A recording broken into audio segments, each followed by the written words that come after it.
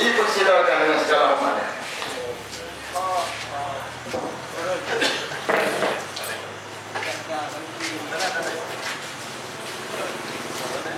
Bismillahirrahmanirrahim. Assalamualaikum warahmatullahi taala wabarakatuh.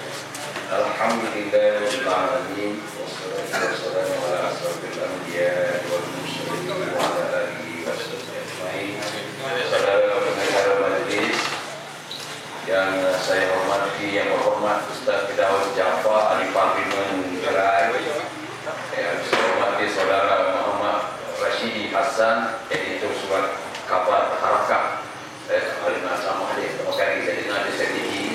Tuan-tuan dan perempuan, sah-sah pimpinan kawasan yang sholat isya. Alhamdulillah saya banyak syukuran kepada Allah SWT karena hari ini saya hadir di kawasan Jerai. Saya tak pernah hadir di kawasan Isnan. Saya sudah dijemput, saya tidak ada halangan kerana saya tidak pernah hadir. Apapun saudara, mula bicara saya ialah episod pekerja dalam konteks negara kita. Rakyat Malaysia daripada tahun 1955 sehinggalah pada tahun 2011 ini menerima berbagai permasalahan tentang hak mereka telah dicabut. Sebelum saya pergi pada pelajaran, 2002 rakyat Malaysia khususnya mereka yang bekerja mendapatkan faedah daripada akta EPF yang diberikan kepada mereka yang meninggal dunia. Anak isteri mendapat 30,000, diwakilkan sebagai pampasan kerana bila mana pencaru meninggal mereka layak mendapat 30,000 untuk anak isteri. Sebab itu dulu bila orang janda, bila kematian suami pekerja, orang duduk sebab dia duit. Sekarang tak ada. Sekarang Mahathir telah pun menurunkan ataupun telah pun membuatkan akta ini dan diberikan hanya 2,500. Bermula episod ini, rang undang-undang akta kerja atau perusahaan telah pun dicabut. 2007 Pak Lam telah pun menarik Seksyen 30 ataupun telah pun meminda daripada hak pampasan tidak ada limit kepada 24 bulan berapa tahun mereka bekerja, tak melayakkan mereka mendapat lebihan. Pada tahun 2011 bermulalah episod yang paling dahsyat berlaku dalam negara. Hinggakan 18 lokasi melakukan piket secara beramai-ramai kerana hak mereka telah pun dicabut, iaitu Seksyen 31 Akta Kerja 1955. Apa itu maksudnya? Iaitu menghalalkan penjualan manusia. Bagaimana berlaku itu? Saudara, Seksyen 31 mengatakan dengan jelas bahawa subcontractor labor ditukarkan kepada contractor labor. British di zaman penjajah, dalam Dewan saya bercakap yang sama namanya, iaitu mengharamkan penjualan manusia secara moden. Namun kerajaan UMNO Barisan Nasional telah pun menghalalkan penjualan manusia secara moden dengan meminda Seksyen 31 menarik subcontractor labor itu dan digantikan dengan contractor labor. Macam mana jadi begitu, saudara? Hari ini pekerja-pekerja kontrak yang diharamkan telah pun menggula hampir 42%. 5 juta orang termasuk pekerja asing. Siapa mereka yang terlibat ini? Ya Allah, ya Tuhanku, anak-anak kita, cucu-cucu kita, mereka-mereka yang sedang bekerja dengan JLC, dengan kerajaan, dengan syarikat-syarikat gergasi. Syarikat yang mana? Syarikat Telekom, syarikat Perniagaan Nasional, termasuk dengan kerajaan sendiri. PBT telah pun mengamalkan pekerja-pekerja kontrak yang bekerja 2-3 tahun saja di setiap tempoh yang mereka akan bekerja. Apa kelemahan ataupun apa faedah yang saya dapat? Saudara, mereka tidak akan mendapat EPF, mereka tidak akan mendapat sukso, mereka tidak akan mendapat kenaikan gaji, mereka tidak akan mendapat bonus, dan mereka tidak akan mendapat saham kerana majikan mereka bukanlah majikan induk tetapi majikan agensi. Telekom contoh. Hari ini kita berbangga tetapi sebenarnya anak kita bekerja dengan agensi yang dibayar oleh agensi, dia dapat kontrak daripada Telekom. Dengan demikian mereka adalah disikapkan sebagai kelompok yang terinaya sebab mereka tidak mendapat faedah daripada syarikat induk. Ini berlaku daripada semua syarikat sebesar gajah hingga ke sekecil berbuah saga. Ini yang berlaku. Dan ini akan menjadi satu beban kesan yang buruk kepada anak-anak kita bila mana mereka akan menempuh zaman pekerjaan mereka dan melepasi zaman persekolahan. Bermulalah episod penjualan manusia secara moden. Adakah kita ingin membenarkan anak kita menjadi hamba kepada syarikat agensi ini? Saya bagi contoh. Pada satu Ramadan syarikat Dewama Bahasa dan Pustaka telah pun menswastakan pengkelangan pengeluaran surat khabar ataupun kertas kelang daripada Bahasa dan Pustaka. Berapa jumlah mereka? Hampir 400 orang. Semuanya Melayu. Satu Ramadan belum menjelma, mereka dipecat beramai-ramai dan syarikat tutup, saudara. Dan akhirnya sebulan Ramadan mereka hanya mendapat RM500. Majikan tak mau bayar. Kerajaan kita terpaksa berkejar, berlumba lari untuk mendapatkan hak pekerja, namun majikan menyepikan diri. Apa yang boleh kerajaan buat? Membisu dan melalak, saudara. Begitu juga yang berlaku di syarikat Niko di Pulau Pinang. 12 tahun syarikat beroperasi, yang menjadi kenyataan ialah hampir 5,000 pekerja tidak mendapat pampasan kerana syarikat mereka tutup dan syarikat mereka telah pun lari balik negara mereka sendiri. Ini adalah penyebab mengapa kita tidak boleh membenarkan Seksyen 31 yang menghalalkan penjualan manusia, termasuk pekerja-pekerja tempatan anak cucu kita, saudara. Kedua, bila mana belanjawan dah dibentangkan pada 7 hari bulan Oktober, pada 4 Oktober Pakatan Rakyat telah pun membentangkan belanjawan kita. Belum pernah berlaku dalam sejarah, saudara.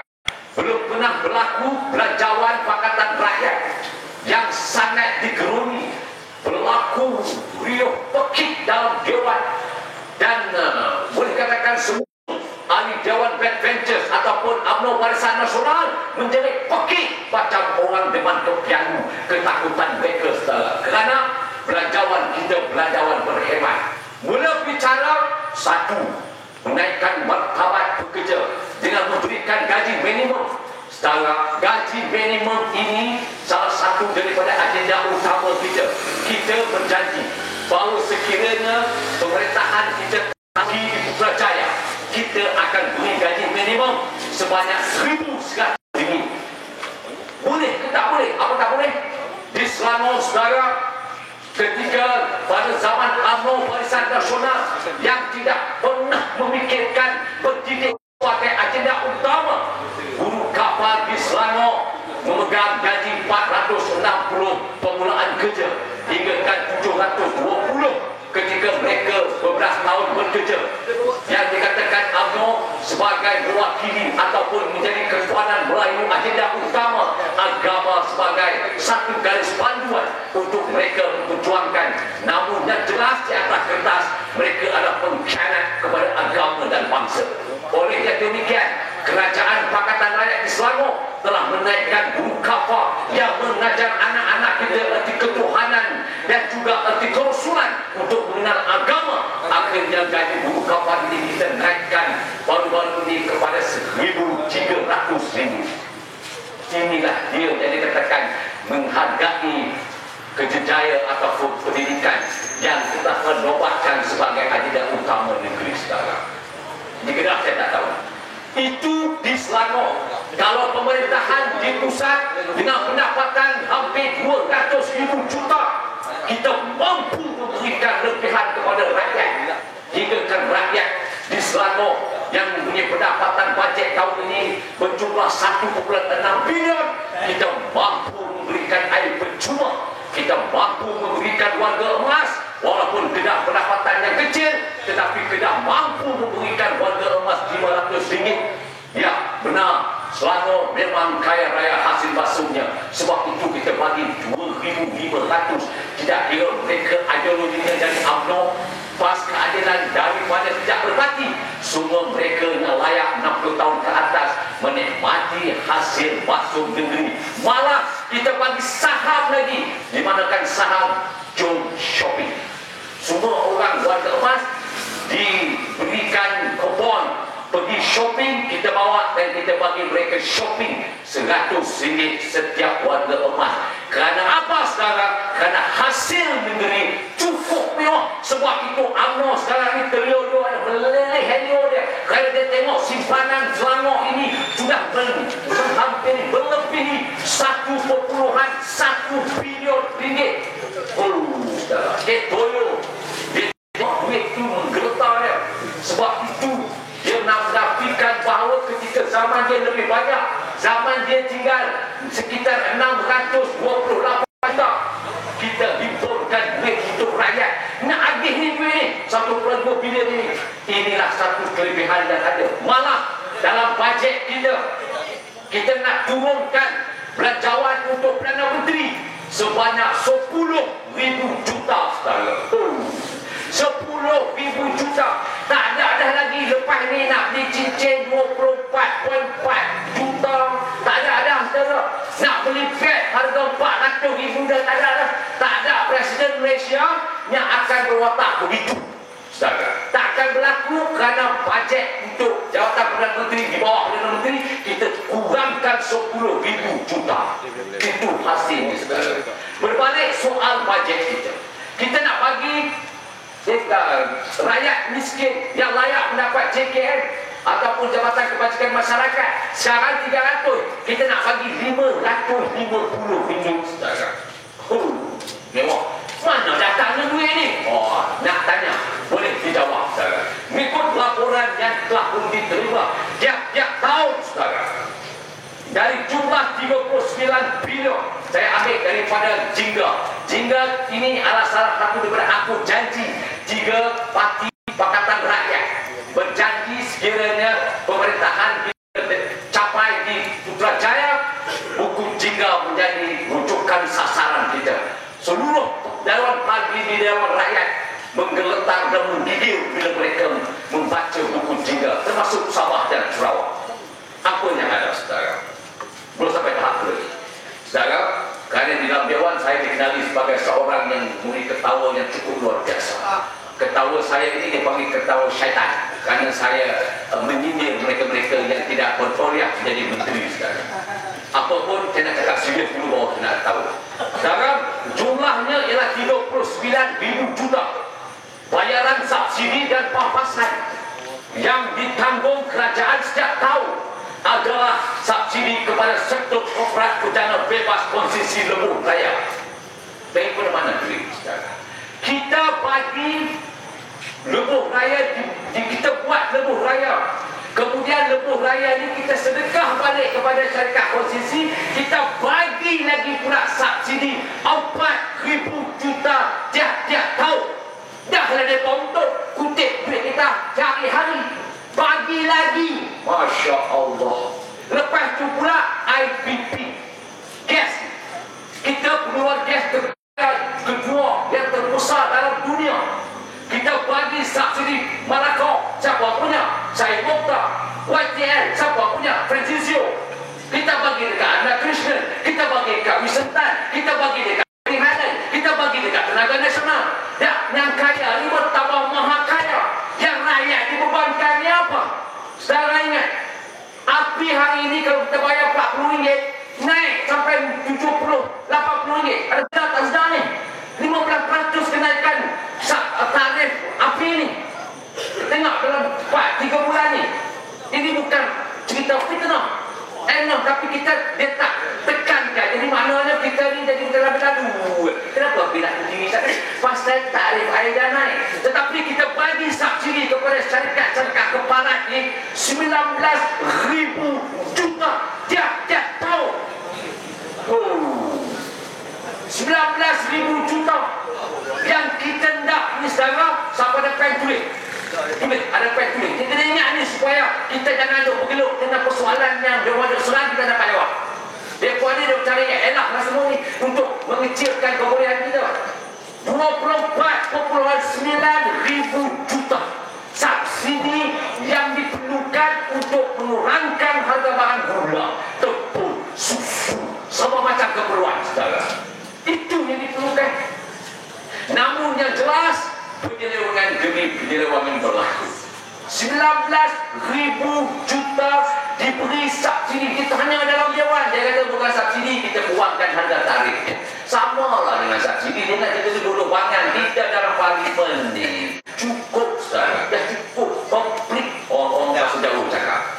Komplit. Mana nak cakap pasal accountant, ada accountnya pasal ekonomi. Nak cakap doktor ni bersepah dalam tu ada doktor. Nak cakap pasal ustaznya pun terlalu ustaz termasuk ustaz. Bila nak cakap tentang pekerja, kita ada pekerja bola langat.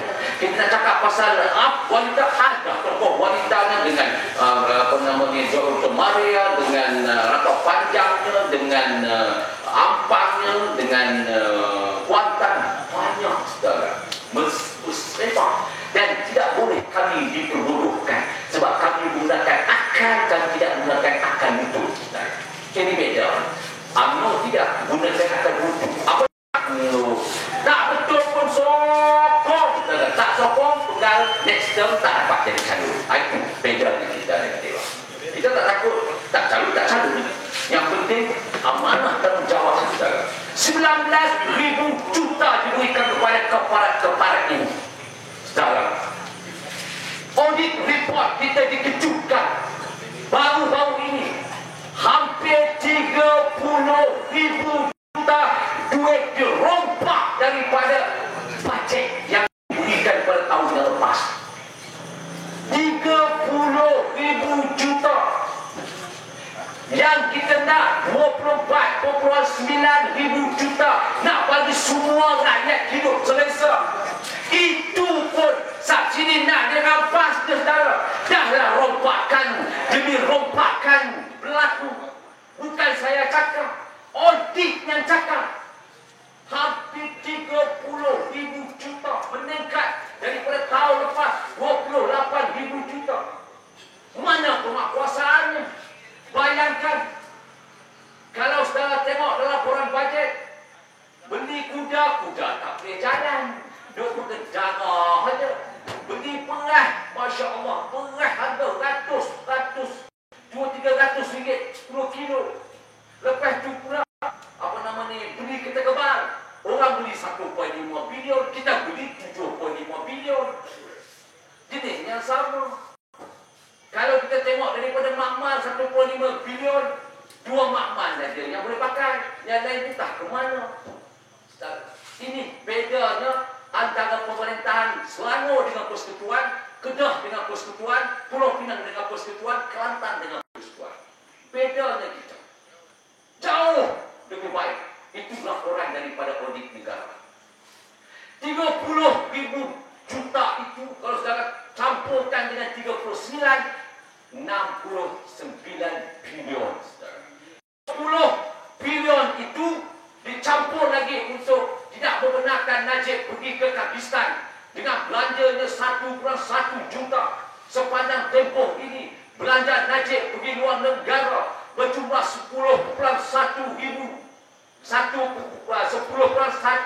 juta.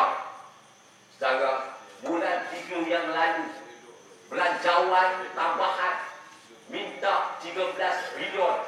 Kita mintakan secara detail. Saudara tahu apa berlaku dalam detail yang telah pun dimaklumkan kepada Dewan. Salah satunya bilik air berjumlah 9.3 juta dibuatkan baik pulih.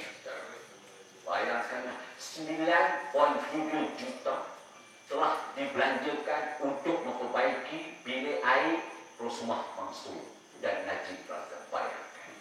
Saya duk bayang gelung Najib bawa besar wali kita. Ini bukan satu fitnah, ini kenyataan.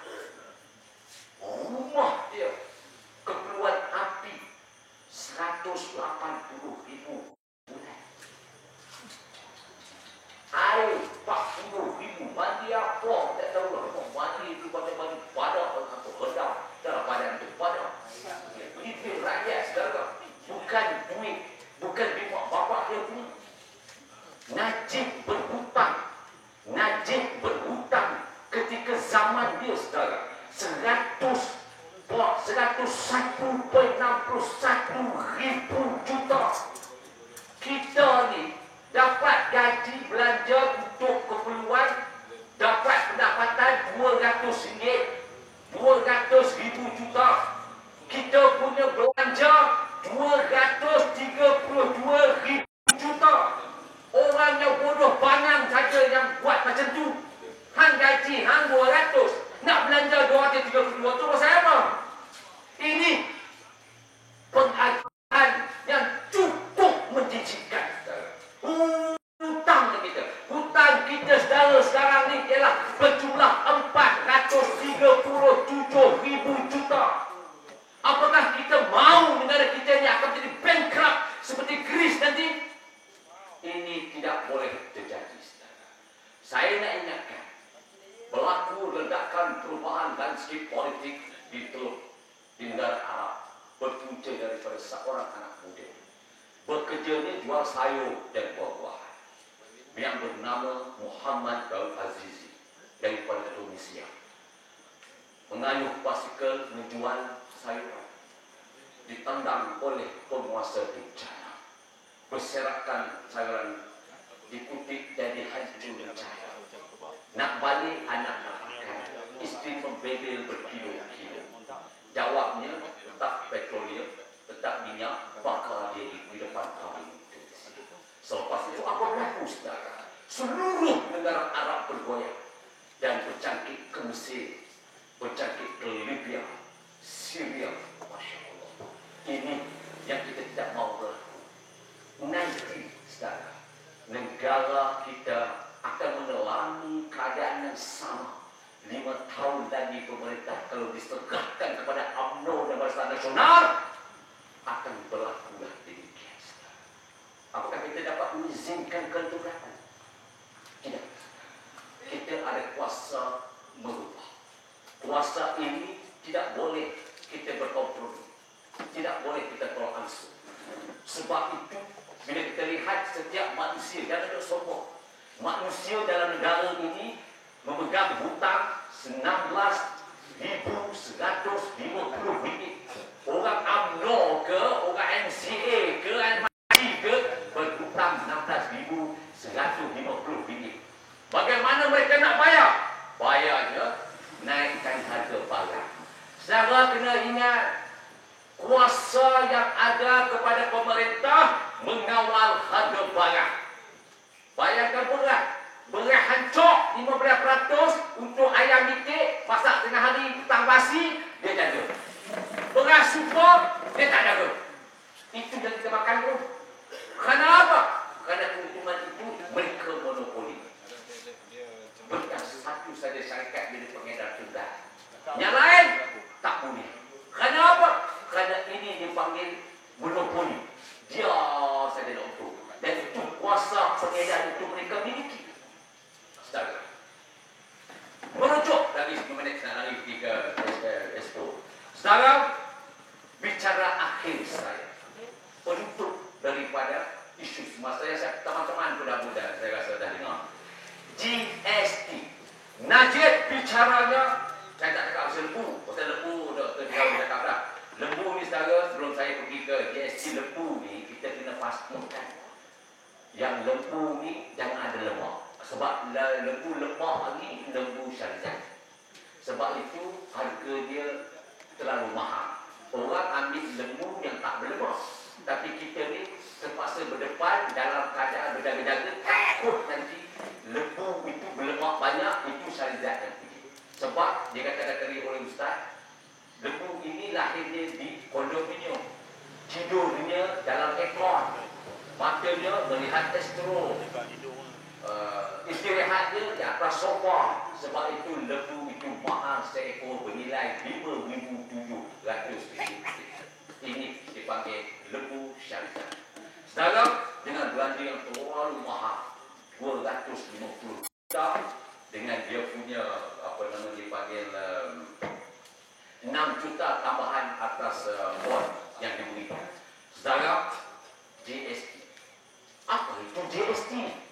GST itu ialah cukai barangan dan perkhidmatan. Apa itu yang dimaksudkan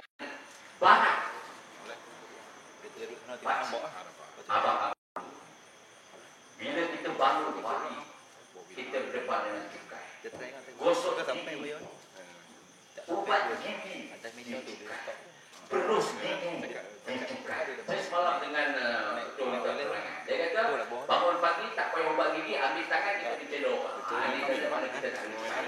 Itulah salah satu mengelak itu. Saya rasa semua tak mampu itu, tak pernah kasih. Dari lama sangat anak-anak poet gini. Bermula pagi cukai dikenakan. Dari mana cukai itu dikenakan? Daripada pengelang, daripada pengedar, daripada peruncing, daripada kerajaan celaka durjana ini. Sekarang dicukai 600 perkhidmatan. Kalau saudara bayangkan, kopiah dipakai bercukai, baju dipakai bercukai, seluar dipakai bercukai. Alasan menteri apa? Alasan menteri keuangan pertama katanya 100 salib ke negara luar telah pun mencukai barangan di setiap negara mereka. Iyalah, negara Singapura. Singapura ni keluar hasil apa, saudara? Tak ada keluar hasil. Singapura ni hidup dia cukai. Memanglah dia buat cukai. Kita ni apa? Petroleum kita ada, gas kita ada, balak kita ada, cengkih pun kita ada. Macam-macam kita ada. Itu pun nak cukai lagi. Najib kata, lepas pilihan raya, cukai ini akan dilaksanakan. Tak beban rakyat. Yalah, orang yang bodoh bangang kita kat situ. Tak beban apa, saudara. Subsidi yang tak diberikan kepada kita. Saya nak beritahu, saudara. Kita tak dapat hasil minyak. Apa yang kita dapat? Bau minyak yang kita dapat. Pergi petrol pump, pump tu RM50, 3 ru. Marah kami, celaka dua rumput penuh. Dia pun 3 ru. Dia celaka dengan Najib. Dia ambil bau. Lepas tu dia letak balik, masuk kereta aircon, dia lupa dah. Itu sebab orang mamak pendara kata Melayu mudah lupa. Apa yang kita dapat? Gas apa yang kita dapat? Inilah dia yang kita perolehi daripada hasil masuk negara. Ini wajib. Tak beda dengan negara 100 negara itu. Maksudnya apa? Kita ni ialah pengeluar kita negara yang kaya. Raya kita ni cukup mewah. Kalau betul-betul kita agih, takkan ada satu manusia yang bapa kedana hidup dia harus tak agihkan adil seadil-adilnya. Sebab itu mereka berasa cukup merah mata bila melihat Selangor, Kedah, Pulau Pinang, Kelantan menjaga rakyat penuh berhemat. Tak kira mereka dapat dia buat warga emas, kita bagi. Ada pengaras tu katanya UMNO tak dapat. Tak pernah betul itu. Layak 60, nak ambil 500. Betul tak betul? Tapi kalau UMNO, yang saudara aku dia. Hari ini saya beritahu kawasan saya dah tolak jalan. Jalannya ketua UMNO Cawangan dapat. Bendahari UMNO Cawangan dapat. Jawatan kuasa bahagian dapat. Yang lain tak dapat. Ini yang dikatakan kroni dan nepotisme. Tapi kita tidak. Kita takkan buat ini. Jadi GST ini kalau diperkenalkan, saya yakin dan percaya seluruhannya akan meningkat cukai 4% ditambah dengan perkhidmatan 6% berkisar 10%. Itu permulaan. Kalau saudara tidak sangat kita dibebankan dengan harga barang yang tinggi dengan pendapatan yang rendah, pilihlah UMNO Barisan Nasional. Jangan salahkan kami sebagai yang telah memimpin untuk membuat perubahan tetapi tidak diizinkan oleh rakyat. Kalau itu saudara ingin teruskan. Saudara kena ingat, kalau ini berlaku, barang naik sampai 45%, ikan kembung di pasar kawasan saya ini tidak tahu. Sebelum sebulan yang lalu RM9 sekilo, RM11 sekilo. Ayam RM7.80 sekilo. Sekarang naik RM9 sekilo. Semua barang naik. Muhyiddin kata apa? Tidak bertanggungjawab kerajaan kerana ini adalah tanggungjawab pengedar. Punyalah bangang dan Muhyiddin. Dia Menteri Pengguna itu buat apa? Menteri Pengguna itu buat apa? Sebab itu GST ini dia dah janji dalam Dewan didesak. Bila nak buat? Najib kata selepas pilihan raya. Menteri kata tak tentu tapi nak buat. Bila-bila masa boleh buat. Saudara, kalau diberi kuasa balik kepada Malaun ini, tunggulah saatnya bila mana rakyat seluruhannya akan hidup berlipat di tanah ini sendiri. Di atas keratusan. Saya nak beritahu, kalau saya tak tahu lah, kawasan saya tanah kosong Depa ni hak orang depa rompak, duit orang depa curi. Kalau tak buat macam tu, berdosa besar dia pada Allah Ta'ala. Sebab itu UMNO tu jadi pada masyarakat di kita. Orang UMNO, kamu ada rompak? Tak ada. Kamu ada curi? Tak ada. Kamu kawan. Kamu rompak? Ya. Betul betul. Budi bolehkan dalam akidah mereka. Merompak, mencuri, menipu, propaganda, memfitnah, itu adalah tugas mereka. Kenapa? Kuasa yang mereka hendak mustahil untuk memastikan suku sakat anak pinak mereka kaya, maha kaya raya. Saudara tengoklah kisah tu si Anwar Ibrahim. Dah ada video lagi. Video yang ada pun tak telangan yang itu. Ada lagi. Tabuk dekat masjid, tabuk dekat surau. Dah tak ada haram lagi dah. Tak segan silu. Tengok orang pun kita tahu tetek melondok tengok perut boroi dia pada bidang besar dia jauh daripada fizikal yang ada di Sinobrai.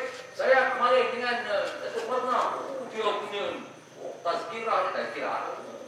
Dia kata kalau macam ni nak mampu hidup balik pun lewat. Tarik keluar UMNO punya ayat. Darah UMNO. Salah. Kami tak meletakkan agama di depan. Tak meletakkan kekuatan akidah di depan. Yang diletaknya duit. Ini masalah. Rakyat dibebankan. Saya percaya GSD ni kalau mereka menang, mereka akan perkenalkan GSD. Tunggulah waktu itu rakyat akan dibebankan dengan kenaikan kos harga hidup dan rakyat akan dibebankan dengan kenaikan harga barang. Begitu masih timbullah padahnya. Di waktu PRU13 inilah nak meletakkan di mana kedudukan rakyat.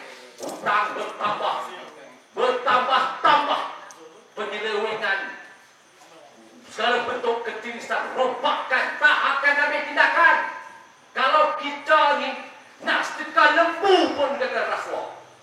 Tetapi yang 256 juta ini terang-terang tak ambil tindakan lagi. Kes Toyo buat rumah 24 juta. Habis gigi orang di Tanjung Karang dengan Sungai Besar tu dicabut ni. Setiap satu hari 6-8 ribu gigi orang Sabak Bernam, Sungai Besar dengan Tanjung Karang dicabut. Sebab tu segala pergi dekat lagi Suling datang, Suling datang ni tengok gigi dia tak ada. Habis dicabut. Sebab itu dibuat rumah 24 juta. Ini kebiadaban yang berlaku dalam kepimpinan yang lapar. Secara Putrajaya amat penting. Pinggirkan remeh-temeh pergelutan kecil yang berlaku dalam sekitar kawasan. Satu saja yang kita perubahan di peringkat Putrajaya. Perubahan ini amat perlu untuk menjaga anak cucu kita. Kalau saudara benarkan ini berlaku, tanggungjawab kita lepas untuk anak cucu kita. Dan insya-Allah Al-Fatihah banyak-banyak mereka sedekahkan kepada kita. Tetapi kalau kita buat perubahan, anak cucu kita dalam dewan saya bicaranya sama. Akan diludahnya pusara kita dan akan dicicitnya generasi yang akan datang. Kalau itu kemauannya,